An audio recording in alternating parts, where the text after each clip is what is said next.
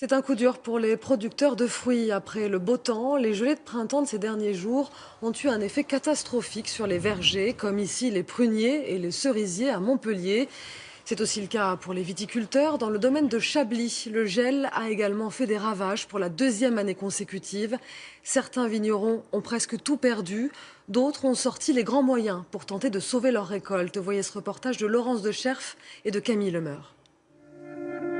Un spectacle au cœur du vignoble. Les vignes semblent s'embraser.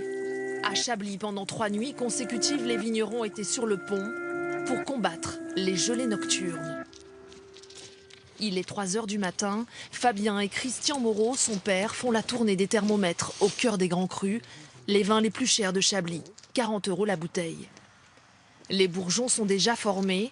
Un coup de froid et tout est perdu. Ça vous inquiète? On voit jour après jour des dégâts, des bourgeons qui grillent, quoi. Le potentiel de production qui baisse. Ça, c'est la joie du vigneron. -2. -2 et demi, à un moment donné, on va allumer là, c'est sûr. Allumer des bougies au milieu des ceps pour réchauffer l'atmosphère et sauver les bourgeons du gel. Ce sont eux qui donneront les fleurs puis le raisin. Il faut gagner des degrés. La vigne tient jusqu'à -2, mais pas en dessous.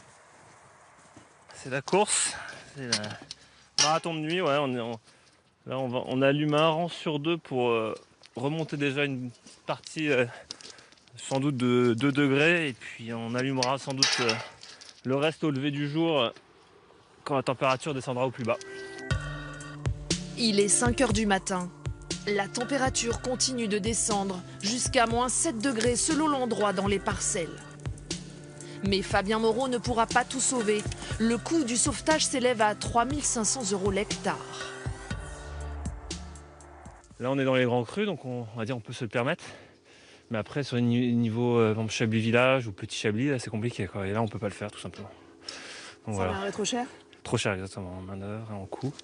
Puis même en surface. Durant la nuit, d'autres vignerons ont aussi lutté contre les températures.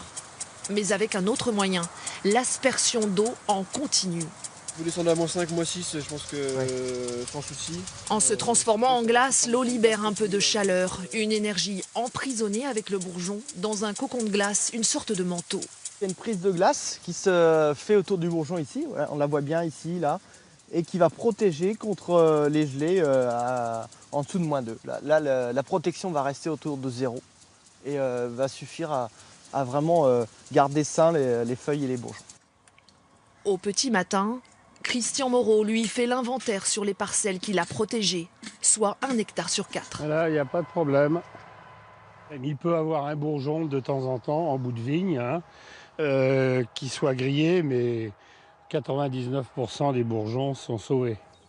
Mais comme les autres vignerons, ces vignes sans protection ont été touchées par le gel durant cette vague de froid. À Chablis, 1 hectare sur 5 est endommagé. La production de vin risque cette année d'être réduite.